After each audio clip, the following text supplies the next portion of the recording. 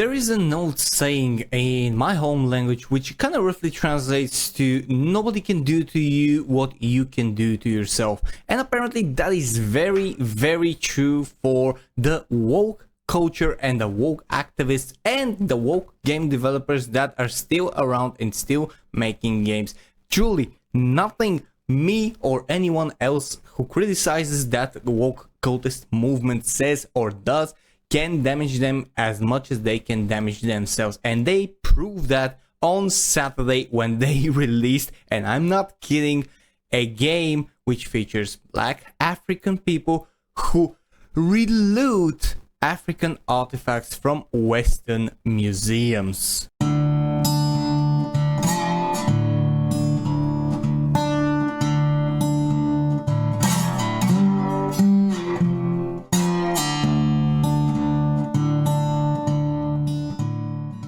Greetings, ladies and gents, my name is Hyozo, the bearded Balkan blabbermouth, and I am disgusting. And today I cannot even know what to say, because on Saturday I was doom scrolling on X and I saw something that will forever stay with me and probably will forever make me laugh. I initially saw Smash JT post about this, saying, moving to the justified theft portion of the Marxist playbook already, Epic Games. How very progressive of you guys. I've watched this like 5 times all the way through and still can't believe it's a concept they actually moved forward with. Stunning and brave indeed. And this is a reference to a game that the Epic Games Store's X account is promoting, which is called Relooted, which is an African futurist heist game where you reclaim real African looted artifacts from Western museum. Wishlisted now. Guys, I don't know what's happening with the woke culture, and I don't know how these things are being greenlit and what kind of a thought process goes behind it, but you know how stereotype people think about certain groups of people that they think and they view as either criminals, as either robbers and stuff like that. Nobody can escape that, sadly, because these things are deeply seated into generations of people. And whenever you see a certain group of people or a certain type of person, doesn't matter if it's a skin color or if it's a orientation or if it's even a gender in some countries, you think some things that may not be true about that particular individual, however, might be prevalent to the group of people that they might represent. I'm not gonna get into a lot of details, but you know what I'm talking about. So when you make a game like this, it not only hurts every conception and every preconception that you have for that said group of people, but it enforces all the harmful, as per the woke people's agenda, stereotypes that they accuse people like me and people like the guys that criticize these things as of enforcing them. And then you go and see this game and you're like, how can we even make something like this? Because we will not make something like this, or if we do it, we'll do it as a joke. Anyways, Specialty posted an article and he did a video which I do highly recommend you go watch as well, in which he says Relooted is the wokest, most racist stealing simulator ever. And he says that the wokest because nyamakop, which is the studio developer behind it, and the people that are doing, around 30 people, are describing themselves as nyamakop is a Johannesburg, South African based game studio that creates original independent PC and console games for a global audience. Our games are African inspired and made by diverse and inclusive, those are the keywords, team based primarily in South Africa but also across Africa. And he goes on to sing, well, that does it. We've officially moved into the justified theft portion of the Marxist playbook. I'm still in awe as to just how this game even got greenlit, LMFAO. And he says about the Marxist playbook because that means that justified theft is like reclaiming what is rightfully yours, what belongs to the people and what doesn't belong to the corrupt state and stuff like that. Yeah, there are a lot of opinions about this, and I'm sure that there's some African people and some people in general that think that something belongs to them, even though it hasn't been in their possession or in their country's possessions for generations. And you can spend years debating how right it is for one side or another. However, there's one thing that must be mentioned here, is that one does not make a game about that. Games should not be about that. They should be an escape from reality. They should not be a platform for political activism of any kind. The article continues, of course, they dropped this on a weekend to limit the flag they most undoubtedly are gonna be receiving for this title. In what can only be described as a parody of itself, the Epic Games Store is now actively promoting a game called Relooted, in an African futuristic game where players break into Western museums to steal, excuse me, reclaim real African immigrants. Yes, this is real. Yes, this got funding, and yes, Epic Games is pushing as if it's the next great cultural moment in gaming. This ain't it, bro. LMFAO. And he says about funding, because they have, actually the studio has a game called Semblance, which I do know about, even though I haven't played, and they have it on Steam. They made it in 2018 and tried to pitch it as something very successful on their website and on their Twitter account and on their Instagram and on everything. And when you go on the Steam DB page and you see the stats, and those are real life stats, saying 63 people was the all-time peak 3.8 years ago, which is absolutely bonkers. And this is it. This is exactly when it happens, September of 2021. So we have more stats, by the way. Gameanalytics says that around 14,000 people have bought the game. Play Tracker says 164,000, 39,000 by Steam Spy, and VG Insights goes to 8.5k. I personally prefer the numbers of Gameanalytics because they have been the most accurate for me so far, and this is a little bit too of the general charts that is here. I don't know which one is the proper one.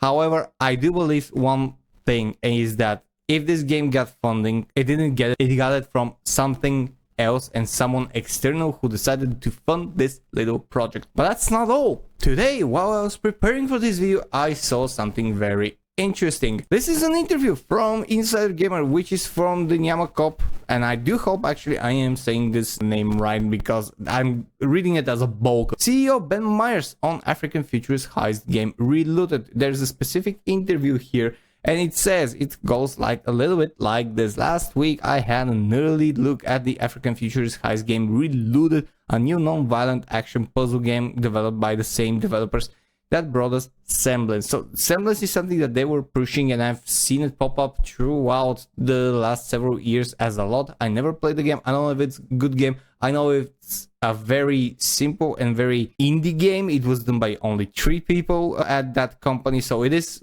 possibly a passion project. Well, I was very surprised to see a new non-violent when you are doing stealing, and the trailer showcases some explosions and stuff, so it's not exactly non-violent for me in that case, but whatever. And I'm gonna read several stuff from this article. Aside from the game, how the gameplay looks, the story revolves around a crew of African citizens from various different African countries who want to reunite stolen artifacts that were stolen by Western museums. It's a subject that nyamakop are clearly passionate about because, well, in the developers' own words, the development studio consists of mostly black African developers. Alright, so black people need to do black people stuff? Is that what you're saying? Is that what black people are doing?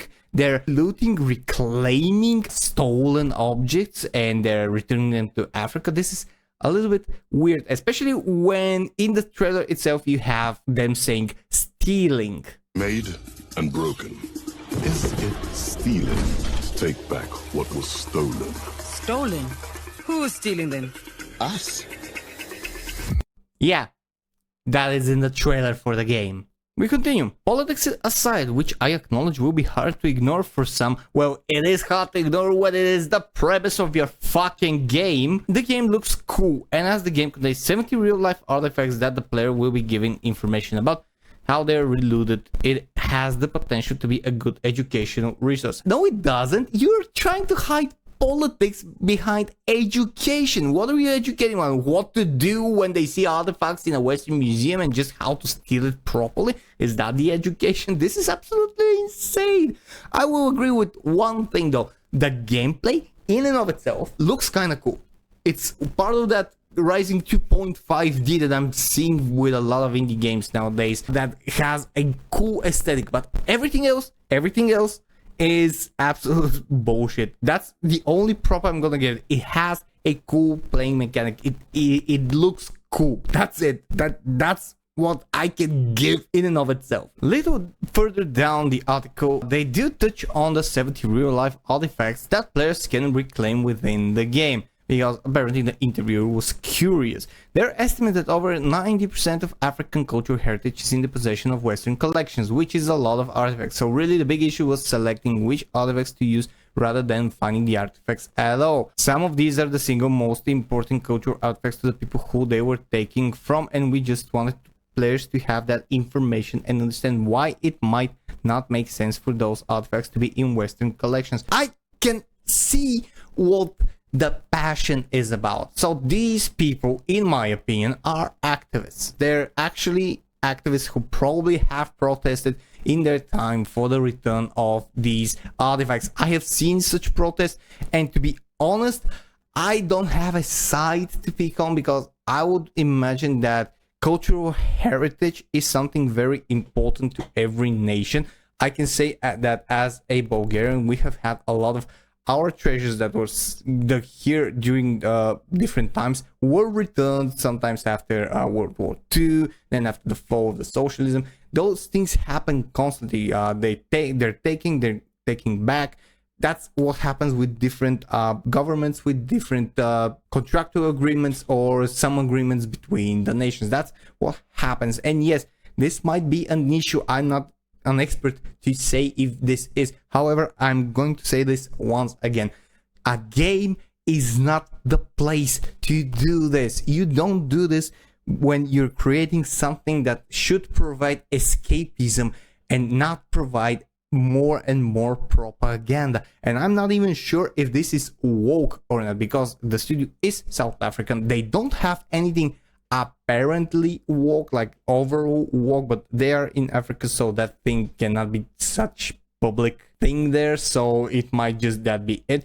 But it is something that is very harmful to the whole stereotype and a whole apparently huge movement to not marginalize Black people and African people. And that's pretty much what this game is doing. They're basically getting a knife and they're stabbing the whole movement, the whole idea in the back, and they're saying, yeah, we are Black people, we are making a game, and we're gonna make a game about looting and stealing stuff.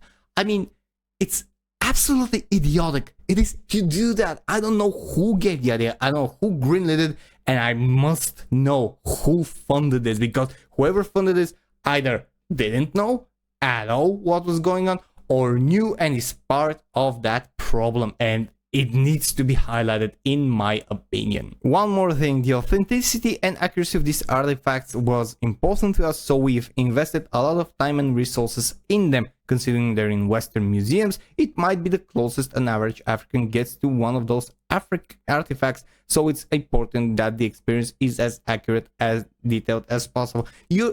You're basically telling them, yeah, they're in this museum exactly, at this wall possibly, and we're going to show you in-game that we're stealing it. No, that's not gonna have any negative impact on some young African child or some young person who is from Africa and is playing the game and says, yeah, maybe I can follow this game's advice. And I'm saying this with all my seriousness, because we know that video games can inspire. Video games can inspire for a lot of good and have done so in the past, but also we know that video games can do some weird stuff to someone's brain, especially if they're very politically charged. That's why the very good games are not politically charged. They always provide you with the escapism without being over the top and over in your face with any side of political spectrum, of any ideology or anything. Because that's what gaming needs to be. They need to be stuff and items and products and ways to escape the reality, to escape this increasingly difficult life that we're living, and to just provide us with a good place to go, feel like heroes, punch a bad guy, to build something, or have a meaningful and nice experience in a setting that we would enjoy. That's what gaming needs to be. This This what they're trying to do, what nyamakop is trying to do, is a political agenda wrapped in gaming, in my opinion. I don't know what they're gonna think about and how the final game will look like, but everything that they've said, everything that they've showcased just brings me to that. And that is absolutely abhorrent, in my opinion. It should not exist. But I'm not someone who can say if anyone can do or not do anything. Everyone has the right to do and make anything they want. However, people like me should have the freedom to criticize. And in my opinion, this will not be a good thing to have. And that's just my personal opinion. But anyway, this is all I have for this video today. And thank you very much for watching. If you did so this far, please leave a comment down below and tell me what you think about this upcoming game that nyamakop is developing. Please, if you enjoyed my content, press the like and subscribe buttons. And if you want to join the DiscussThing Guild and help me and help homeless animals in shelters, press the join button and pick one of the tiers that suits you best. I would greatly appreciate your support. Follow me on all my socials, which are in the description below. And don't forget to be awesome. Thank you very much once again for watching. My name is Helzo. This was DiscussThing, and I'll see you guys in the next one. Cheers and stay fresh.